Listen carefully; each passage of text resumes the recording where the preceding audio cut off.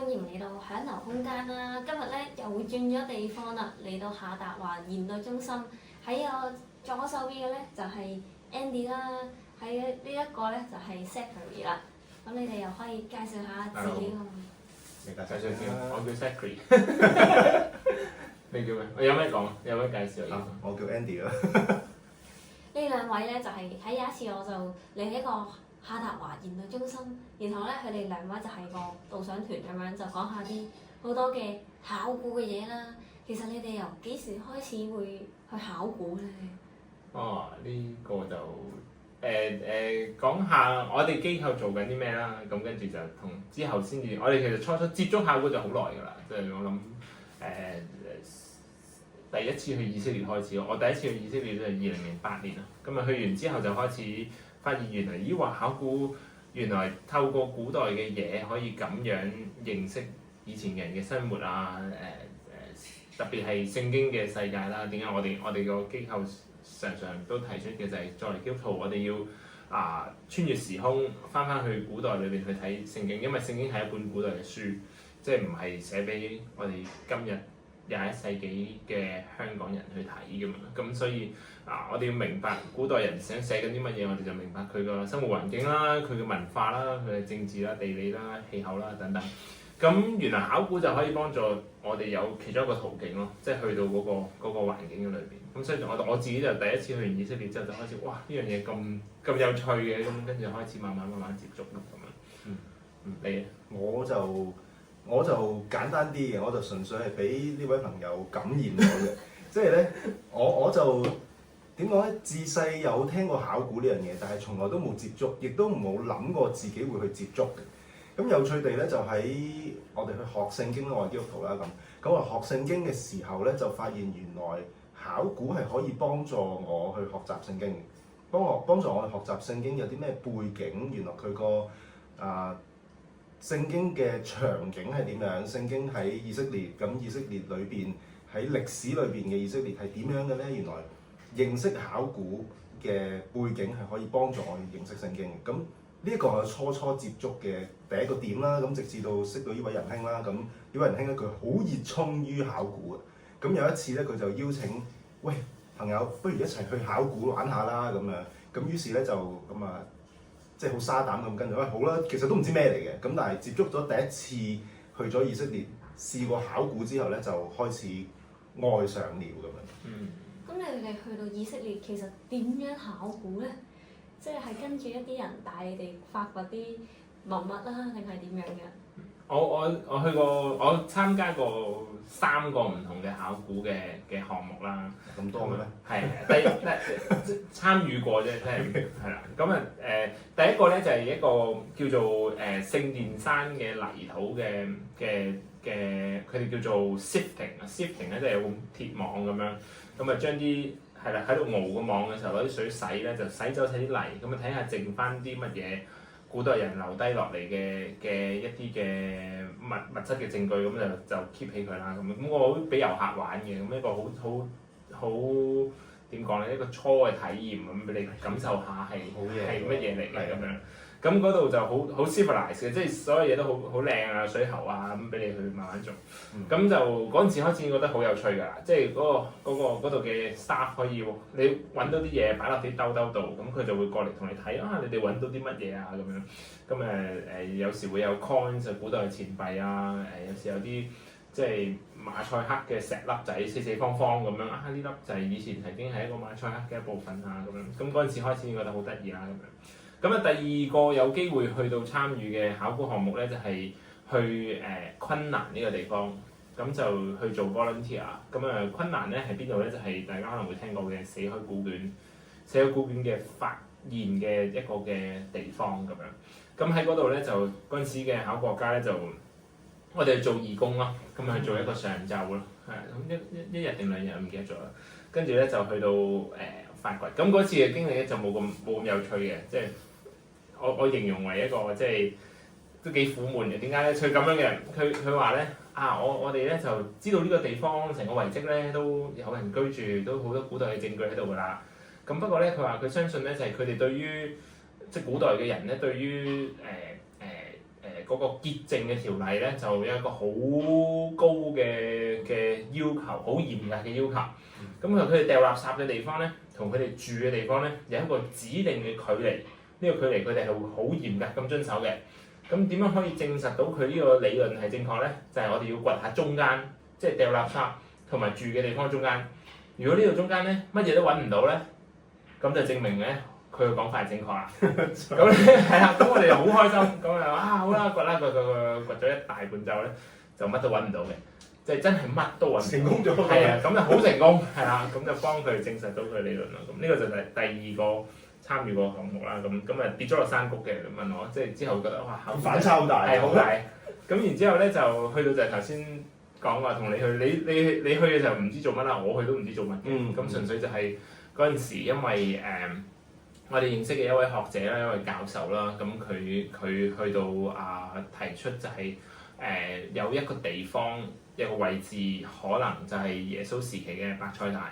咁而家我哋用一個科學化嘅方法去到做考古發掘，去到嘗試去到證實呢件事係咪真咯咁樣。咁就嗰個就比較我哋參與得比較多啲嘅一個考古項目咯。咁就17年到而家，幾乎除咗疫情同埋除咗前年打仗之外，就幾乎每年都去咯。係咁就咁樣參與咯。咁就主要係有教授邀請我哋一齊去玩。除咗你話嗰次之外，有一次係完全乜都冇嘅，有冇邊一次其實你發掘到啲好正令你好深刻嘅文物咧？深刻嘅文物啊，其實咧好有趣喎。我自己咧就去過幾次啦咁咧，我第一次嘅時候咧，其實冇一樣點講咧，冇一樣嘢係由我隻手去揾到出嚟嘅，即係冇一樣好特別嘅嘢或者好代表性嘅嘢係由我隻手揾出嚟。咁都係其實係因為一個 team 去做嘢，咁一齊去挖掘嘅時候咧，就揾到一啲嘅物質證據啊，或者一啲嘅考古嘅文物咁樣啦。咁啊，直至去到第二次去考古嘅時候咧，我係親手喺個地土裏邊咧，係揾到一個油燈嘅遺骸嘅遺骸，散咗㗎啦，係啊，散咗㗎啦咁樣啦。咁啊，其實第一下嗰個感覺咧係有少少驚嘅，因為佢係完整，但係咧成個係散咗嘅。咁我第一個感覺就係，哇弊啦，會唔會係我揼爛咗咧咁樣嘅？即係呢啲情況其實都會有發生嘅。咁可能好多人都會問，喂，咁你去考古你去好似掘地咁樣去掘個地下，咁會唔會揾到啲文物係俾你揼爛嘅咧？咁係有嘅。咁咧當時嗰刻咧就會好驚啊！哇，會唔會死啦？會唔會係我揼爛咗呢件咁珍貴嘅文物咧？咁樣咁好在咧就考古學家話俾我哋聽就唔係啦咁樣。咁嗰一次咧係我第一次揾到一件我會覺得係喺我個手裏邊用我隻眼睛第一次見到，哇！有一嚿完整嘅文物係喺我嘅負責嘅範圍度揾到出嚟嘅咁樣咯。咁係好開心嘅，好對於我嚟講，對於我呢個 so called 叫做考古生涯嚟講咧，好有代表性嘅一個時刻咯。我就都最特別啦，講一樣最特別咧就係22年嘅時候，咁嗰陣時就疫情，香港就仲係疫情緊啦，咁啊外國其他地方就好快已經開關啦咁樣，咁嗰陣時就膽粗粗啦，就去啦，離開下香港，2年冇飛過，咁啊飛去以色列就參與考古，咁就喺嗰一年咧就好特別，因為咧我哋掘嘅地方咧，即係頭先講嗰個可能係伯賽大嘅地方咧，咁我哋就去到挖掘嘅時候咧，其實早一年已經知道有一個公元5世紀即係耶穌之後500年嘅一座嘅教堂喺度。咁個教堂嘅遺跡啦唔係完整㗎啦。咁喺個教堂嘅遺跡咧嘅地板咧就係鋪咗馬賽克嘅。咁一粒粒石仔砌埋有啲圖案咁樣嘅擺設啦。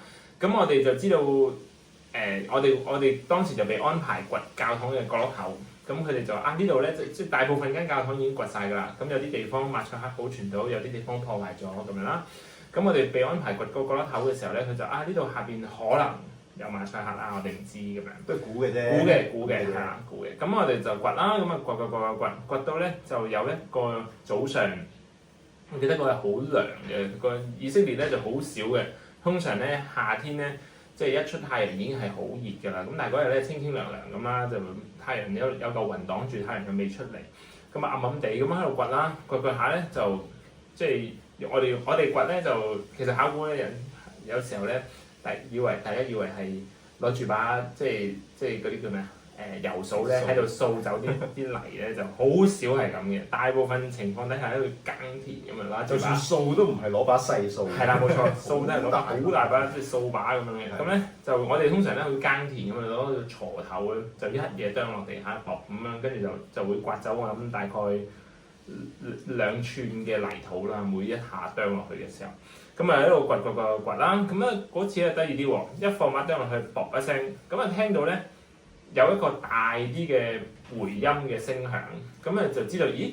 咁即係話揼落去嘅位置就下邊唔係一嚿石頭或者唔係淨係泥啦，似乎有一塊東西喺度。咁我哋因為知道係馬賽克啦，咁所以就咦到馬賽克咯喎咁樣，咁啊好開心啦，咁就移走咗個啄附近嘅少少泥土啦。咁啊一路掃下咧，就我自己望落去咧，就開始見到啲即係馬賽克嘅石仔咧砌埋係有字母喺度。咁好興奮嘅嗰下，咦係咪字嚟嘅咧？咁樣我見到有幾粒好似即係個 alpha 個 A 字喎咁樣，咁啊即刻叫考古學家過嚟啦。喂，好似有字啊咁樣，咁跟住佢望住我，我唔信。跟住之後咧，佢就踎低一齊掘多咗幾下，跟住開始即係喺我懷疑係字母隔離嗰度咧，就開始有第二隻字母啦。咁就知道已有一串文字喺度。跟住之後我哋掘多咗幾粒字出嚟之後咧，就當刻咧就佢話我哋要停一停，我哋要叫晒所有人過嚟。咁當時我諗有4-5萬人一齊喺度掘緊嘅，跟住嗌晒過嚟啦。跟住話大家好開心啦，因為我哋喺度揾到有文字喺嗰個馬賽克嗰度。咁跟住就如是者啦，就嗰個上晝就繼續我哋將字旁邊嘅泥土一路移走嘅時候咧，就發現咗一個好完整嘅一個圓圈啦。咁佢哋叫 medallion 一個圓圈。咁個圓圈裏邊咧就寫滿咗古代嘅希臘文嘅文字咯。咁咁初咧就好辛苦嘅，因為裏邊咧佢嗰啲文字上面咧似乎就係有人想冚住佢。點解要冚住佢咧？就以前嘅教堂咧裝修就係咁嘅，即係我哋有個地板喺度，咁啊裝修。而家香港就會即係揾清拆公司嚟同你拆晒佢，咁啊再喺上面整過啦。咁但係以前唔會嘅，純粹搭喺上面嘅啫，即係我哋鋪新地板嗰個冚住舊嗰個咯咁。咁佢咧就我諗有1-2 mm 嘅石屎啦，就搽咗喺面嘅。咁所以有啲字母咧就睇唔到，咁啊睇唔到咧，跟住我哋就要用啲金屬刮咧，即係好似大家有冇玩過批檔啊？係咪？鏟油漆整蛋糕嗰個，整蛋糕嗰把嘢係啦，或者係呢個煎釀三寶啊，姐攞嚟反嗰把嘢啦。跟住我哋就喺度刮咯，咁啊逐粒字母逐粒石仔去刮，咁啊刮走晒，就嘗試去睇翻啲字母出嚟。咁揾到啲字母出嚟咧，就發現哇勁喎！呢個裏邊嘅內容係好重要嘅咁樣。咁個簡單嚟講個內容咧就提到一個人物。咁呢個人物咧就係我哋親愛嘅使徒彼得咁樣，咁冇直接講佢名嘅，但係佢描述嘅就係講到係天上眾使徒之首即係最大嗰個使徒啦，以及手揸鎖匙嘅人。咁喺我哋信仰傳統裏邊，我哋知道呢兩個資料都係指向彼得咯咁樣。咁點解咁重要咧？就係因為呢個發現同我哋開始去挖掘嘅時候，想提出嘅就係呢個地方係咪伯賽大啊？咁按住我哋聖經，我哋知道伯賽大就係彼得嘅家鄉啦，係咪？約翰福音1章44節話俾你聽，彼得喺嗰度嚟㗎嘛。咁佢咁嘅發現配合我哋嘅推論咧，就係一個即係點講啊？可以話一個證明咯，一個好有力嘅證據，係一個好有力嘅證據。咁呢個就我自己覺得最震撼嘅發現咯。其實都唔係淨係佢震撼嘅，其實喺個考古界都係一個好震撼嘅新聞嚟嘅，喺當年。當年係。因為都證實到，其實彼得都係喺度咁樣都係住喺度，所以係咪好震撼咧？對佢哋嚟講？係啊，我諗有幾個層面嘅，咁係咪可以證實到彼得真係住喺度咧？我哋唔知啦。咁始終因為個教堂係500年之後，即係耶穌之後500年，咁咁能夠講嘅就係耶穌之後嘅500年嘅人都認為可能嗰個地方就係彼得住嘅地方啦。咁呢個都係一個好嘅一個嘅連結嚟嘅。咁但係我諗另外震撼嘅地方就係因為過往好多學術界裏邊都一路會討論緊，就係究竟聖經嗰個地方係唔係今日我哋所講嘅嗰個地方？即係呢兩個資料有時候 match 嘅，有時候地理環境啊，一啲嘅古代嘅文獻啊夾埋會 match 嘅，但係有時候咧揾唔到嘅，唔知㗎嘛咁樣。咁而家我哋加咗考古落去就可以多咗一層嘅證據咯，我覺得。咁所以西方嘅聖經研究，特別聖地地理嘅研究嘅界別就會覺得哇震撼我咁樣咯。咁我又問下先，咁如果發現完嗰個文物之後咧，你哋通常會點樣處理咧？會放喺邊一度咧？通常咧就有好多種嘅，即係有一啲文物咧就係可以攞得起，有一啲文物咧就或者係一啲遺跡嘅部分咧，就你唔可以成個攞起嘅。譬如頭先講緊一個教堂嘅遺址，咁教堂嘅遺址我哋唔可以成個攞走噶嘛。咁有一啲可以攞得起嘅咧，我哋通常就會收集咗啦。咁亦都有一啲嘅記錄咗我哋喺邊個位置去發掘到、發現到，亦都咧喺乜嘢嘅層段發現到。咁嗰個層段咧，其實就係代表好似一個嘅時間軸咁樣嘅。你係喺邊一個時間軸揾到嗰一件文物仔咁樣。咁你當你咧我哋去收集咗呢啲文物之後咧，就會其實之後要去清潔嘅，因為嗰啲文物咧，你喺地土裏邊揾到咧，有陣時佢係浸過泥、浸過水，咁跟住咧佢嗰個文物嘅本身可能好多淤泥喺度嘅，咁佢經歷咗可能講緊1000年甚至乎2000年以上嘅時間，咁嗰嚿文物基本上可能係成嚿淤泥咁樣嘅。你以為佢係一嚿石仔，但係可能你清潔咗成嗰啲嘅淤泥之後咧，其實可能佢裏邊係一個銀或者一個馬賽克嘅部分咁樣都唔定。咁所以咧，我哋收集咗之後咧，就會擺去一個地方啦。咁我哋會去另一個時間咧，會去負責去清潔嗰啲嘅文物咯。咁而一啲大嘅文物，即係或者大嘅遺跡嘅遺址嗰啲，咁可能就會去揾考古學家佢哋去做一啲嘅記錄啊，可能係影相啊，可能係一啲筆嘅記錄啊，或者一啲文字上面嘅記錄咁樣咯。係啊。咁你哋個下達華研究中心都有好多嘅文物啦，有冇啲係你哋刮翻嚟，或者定係有啲係借翻嚟啊？定係點嘅咧？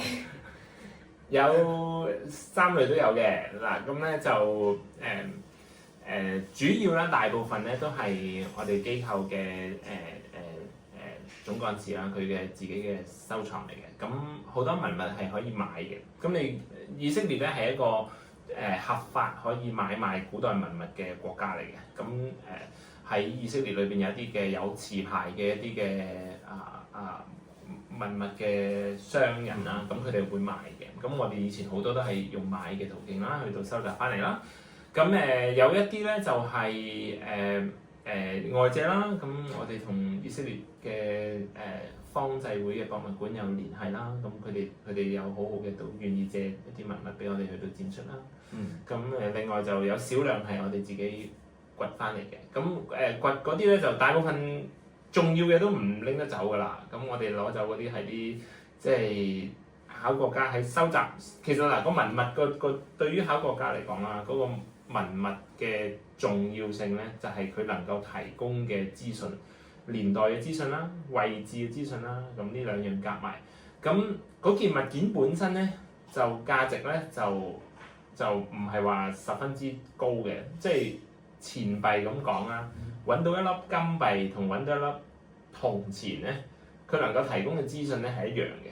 你明我講咩啊？即係佢嘅年代同埋嗰個位置呢兩樣嘢，咁佢兩個都可以提供到嘅。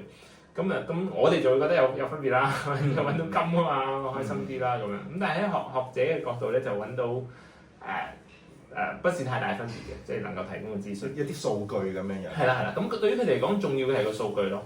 咁 let's say 有時候點解有啲嘢我哋有時可以即係拎翻嚟香港咧？咁個原因就係嗰個數據嗰個位置嘅數據已經好足夠，咁又多。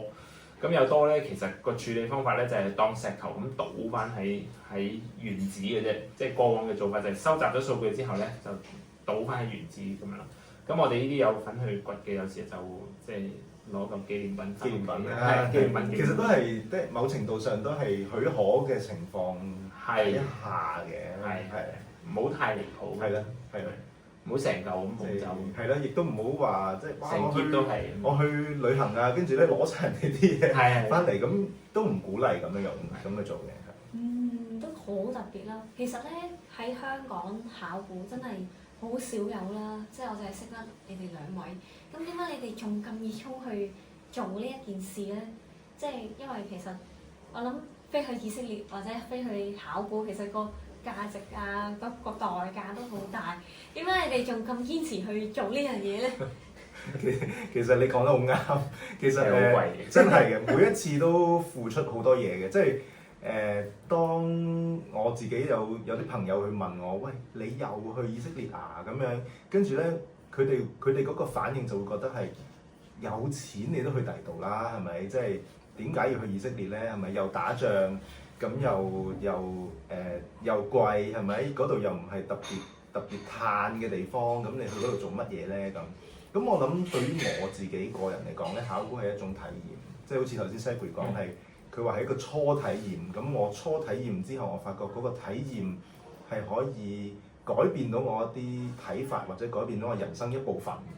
咁我亦都好想延續嗰份體驗落去咧。咁而我另一方面亦都覺得其實可以去以色列咧，真係唔係必然嘅事。即係其實早2年係咪？咁有戰火，亦都有疫情。咁其實所有嘢就好被動地唔可以去啦咁樣。咁甚至乎我哋去現場，其實都會聽到有炮彈啊，或者諸如此類嘅新聞啊咁樣。咁都係一個好唔簡單嘅事。咁但係我哋 keep 住都會去，係因為一來經歷過啦。二來都好想將呢樣嘢繼續傳遞去俾其他嘅朋友啦。咁嗰份嘅熱誠咧，其實係令到我覺得好似翻咗去好後生嘅年代咁嘅，即係大家一個 team 去一齊做嘢，一齊為咗同一個目標去努力。而嗰個目標咧，未必係你一定冇人 guarantee 你一定有成果嘅，但係咧你哋一齊去做一件事，一齊去流一身汗咧，其實係好熱血咯。咁對於我就係好有感受，就係呢一樣嘢，令到我都一直好想繼續。我有生之年有呢個體力，有呢個時間可以去豁出嚟嘅，咁我都可以去繼續咯。希望我就覺得兩個層面嘅，即係我哋參與緊嗰個項目比較特別啦。咁係即係暫時唯一一個仲係 active，即係掘緊嘅地方係直接同耶穌嘅門徒有關係啦。咁我覺得作為基督徒，我哋最想就係認識我哋嘅主多一啲啦，認識我哋嘅主嘅門徒多一啲啦，學像佢哋嘅生命咁樣，即係點樣明白下佢哋嘅生活背景。咁你又明白多啲佢哋點樣去到為主擺上啊咁樣。即係舉個例子啦，我哋去挖掘嘅時候揾到一間屋，咁一間屋咧入邊有好多釣魚嘅工具。咁就證實嗰間屋係一個即係 at least 呢間屋裏邊有人係同釣魚有關啦，係啊，即係漁夫係咪咁有嗰啲叫做沉魚啊嘛，即係個漁網個底沉落去嗰嚿石嗰嚿金屬咁樣。咁有好幾百粒喎，咁同一間屋裏邊，咁即係OK，呢間屋係有個漁夫嘅。咁但係同一時間咧喺間屋裏邊咧揾到一個墨水樽，即係一個用嚟寫字嘅工具喎。咁兩樣夾埋嘅時候，你就會諗，咁即係話一個耶穌時期一個釣魚嘅漁夫，佢屋企裏邊都總有人識得寫字啦，係咪？即係呢間屋裏邊實有人識寫字，先需要有個墨水樽喺度噶嘛，咁樣。咁即係話彼得或者耶穌嘅門徒喺我哋過往嘅明白裏邊就係即係低下階層啦，知識就低啲啦。即係今日你打開神學書都會講彼得嘅，即係佢哋應該唔識字嘅，佢哋係即係學即係嗰個叫咩啊？即係文盲或者咁上下嘅狀態嘅咁樣。咁但係喺考古裏邊話俾我聽唔係咯，係咪？佢哋似乎都係有一定嘅學識啦，佢哋有一定嘅錢啦，係咪即係漁夫唔係窮人啦？咁呢啲咁樣嘅明白，咁跟住你就會諗翻就係當聖經話到彼得放下一切去跟隨主嘅時候，就同我哋嘅諗法就好唔同喎。即係我哋以前就諗，唉，彼得好窮啊，抌低個漁網跟隨耶穌有幾難啫，係咪？咁但係我哋原來唔係喎，佢買低成盤生意係咪？成個揾食嘅一個嘅狀態，咁跟住佢跟隨耶穌，咁嗰份嘅擺上去到最後為到主嘅道去到死嘅喎，咁樣。咁所以即係喺考古裏邊個過程裏邊，我覺得係一路俾我哋有咁嘅機會去到接觸到即係以前嘅人嘅生活，咁啊特別係耶穌嘅門徒，咁呢個就係我自己覺得就即係喺嗰個即係屬靈層面上面一個我自己覺得都好重要咯。咁另一個就即係長遠嘅層面啦，或者為咗將來嘅層面，我哋考過家會講啦，即係我哋今日掘嘅就唔係為咗我哋自己，亦都唔係為咗以色列，或者唔係為咗啲乜嘢，係為咗歷史嘅成傳咯，係咪？讓後來即係之後嘅後世嘅人，佢哋都可以認識到古代2000年前喺呢個地方究竟有啲咩人喺度做過啲咩事咧？咁就係我哋而家呢一刻做緊嘅嘢，就係讓到將來可以有咁機會。即係我哋去過以色列咧，因為去以色列就好得意噶嘛。除咗去耶路撒冷之外，你去好多其他地方咧都去睇遺跡噶嘛，睇石頭啊，係啦！我以前我哋帶團嘅時候就有人會問，哇，又係睇石啊咁樣，我睇咗幾日咯，我話係啊，係咁噶啦，咁呢就係古代人嘅生活嘅地方嚟噶嘛。咁但係嗰啲石咧原本就埋晒喺泥土裏邊噶嘛，咁就好多年前有考古學家就好有心機咁走去掘咯，係咪？掘完之後我哋今日就可以睇咯。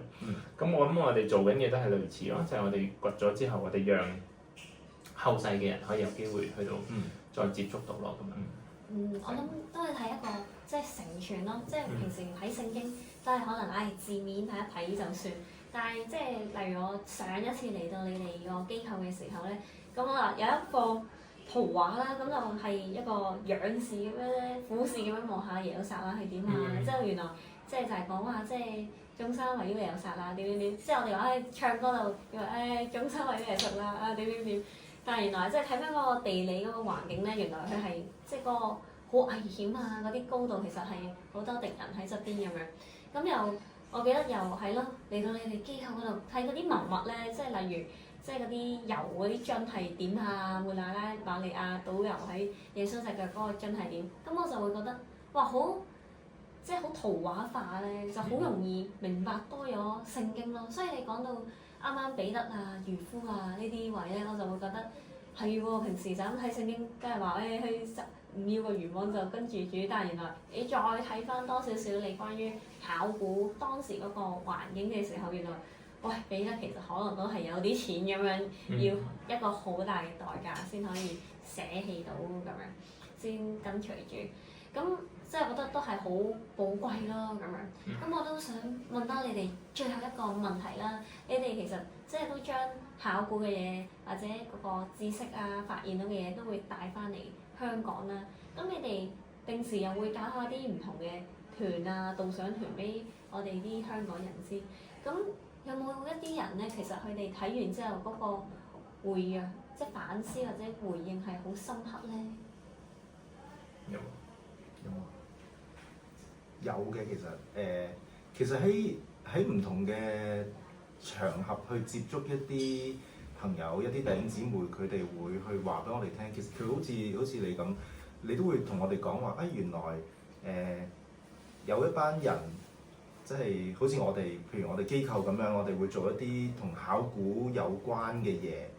雖然我哋機構唔係主要淨係做考古啦，但係我哋參與一啲考古嘅工作嘅時候，原來可以感染到其他人去喺呢份熱誠裏邊咧去學習。譬如當我哋去分享我哋拎住件文物嘅時候，嗰種感受係好似帶你穿越咗時空咁樣嘅。咁亦都喺另一方面咧，就係其實我哋都好想俾弟兄姊妹咧可以去感受咧，原來你都可以穿越嗰個時空，去到古代嘅世界去睇下究竟聖經係發生緊咩事。究竟嗰啲聖經人物裏邊佢哋講緊嘅嘢，個背景係啲乜嘢咧？佢哋個場合係點樣嘅咧？佢哋過緊嘅環境個風俗習慣係點嘅咧？佢哋個人生係點樣過嘅咧？佢原來同我哋現在嘅日子係好唔同嘅喎，佢哋過嗰種價值觀都好唔同嘅喎。咁我哋去咁樣分享嘅時候，弟兄姊妹佢哋話啊，原來佢打開咗佢嘅眼界，佢可以去用呢一個方法去認識呢一本書，原來唔係一個平面，係一個立體嘅時候咧，其實係我哋自己覺得係好開心嘅事嚟嘅，即係開頭從最初嘅時候，我係有啲唔知道自己做緊乜，到後來我發覺原來係有一種熱誠喺裏邊可以去參與。到呢種熱誠可以去同人分享，然後人哋可以去感受到嗰份熱誠，然後之後仲有弟兄姊妹會因為我哋分享完之後咧就話啊，我都好想去考古啊咁樣啦，咁我就會覺得其實嗰件事真係好奇妙咯。咁亦都有弟兄姊妹因此去其實我哋最想就係弟兄姊妹好想從我哋見到我哋咁樣去做嘅時候，知道原來聖經係我哋需要好似去考古咁樣，你用你嘅努力去發掘一啲嘢。聖經唔係淨係喺面層嘅，你係去考古喺佢底層，你可以揾到一啲答案，可以去揾到一啲亮光啦，我哋叫做係咪？咁喺字面之下，我哋揾到一啲答案，揾到一啲同神接觸嘅位置。喺考古上邊，好似係你穿越咗個時空，你見到2000年前嘅人佢哋點生活嘅時候，其實聖經都好一樣嘅。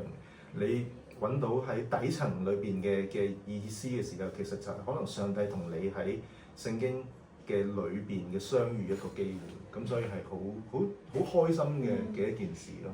冇錯，我自己就分享一個小片段啦。我哋機構除咗做聖經嘅教導啦、做考古啦之外咧，我哋都有會即係做，我哋對猶太人都好有負擔㗎。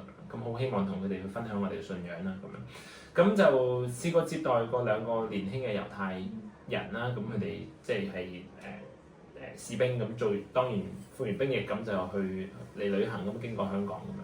咁就我哋有一個上晝去帶佢哋喺我哋博物館裏面去參觀咯，咁就話俾佢聽。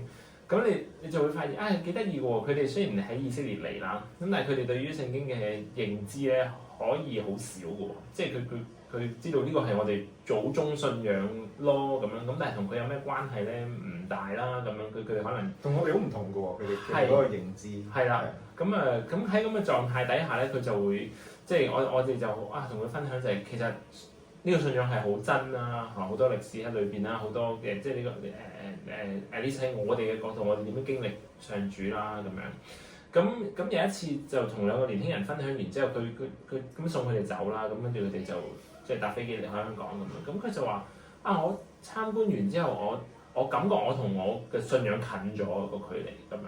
咁我自己好開心啊嗰下，即係我覺得係哇即係我哋同你講下啲故事啫。咁但係可以做到嘅係讓一個人去到會提起佢興趣，或者提起佢對於佢自己嘅尋求嘅一個嘅一個開始咯。咁所以就即係我諗我哋最想做到就係頭先 Andy 講，就係讓你去發現就係聖經其實係一本好豐富嘅書。咁大家翻去就係繼續去努力去到尋求神嘅話語。咁當然尋求神嘅話語嘅目的，最後就係我哋學像我哋嘅主，學像耶穌一樣，點樣去到喺我哋而家呢個社會裏邊去生活咯。都好正啦！即係用另一種嘅方式去到遇見神咁樣。咁如果啲弟兄姊妹想嚟到你哋機構參觀，咁可以點做啊？點做？OK，咁咧我哋嘅即係聖經有句説話，耶穌講嘅就係莊稼多係咪？收割嘅人少，咁所以咧我哋就參觀嘅人多，導賞嘅人少。咁咧就我哋嘅機構嘅博物館啦，聖經世界咧就喺我哋網站度咧可以申請預約嚟參觀嘅。咁一般因為我哋都係整個參觀過程都係有導賞帶住你去睇啦，咁所以咧就都好希望可以一個團體咁嚟嘅。就我哋暫時就冇個人即係 walk in 參觀嘅，咁所以咧就要預約啦。咁一般最好就係教會一個團契或者一個小組咁樣你。以一個單位咁去到預約啦，10零20人都得嘅，咁就嚟到參觀。咁個形式咧就係好似咧我哋偉大嘅康文署咧去 book 場，即係有冇人試過啊？即係 book 呢個羽毛球同籃球場。抽 iPhone。係啦，抽 iPhone 咁嘅原理。咁咧你就要按時按後咧就睇下我哋有幾時開放，咁然之後咧就填翻一份嘅表格，咁跟住將嗰份表格就即係 send 俾我哋啦。咁跟住之後咧我哋就會按先後次序咁去到即係排隊抽籤啊咁試幾次啦，係啦，係我哋嘅同工咧會見到即係同一個團體名出現幾次咧都好憐憫下佢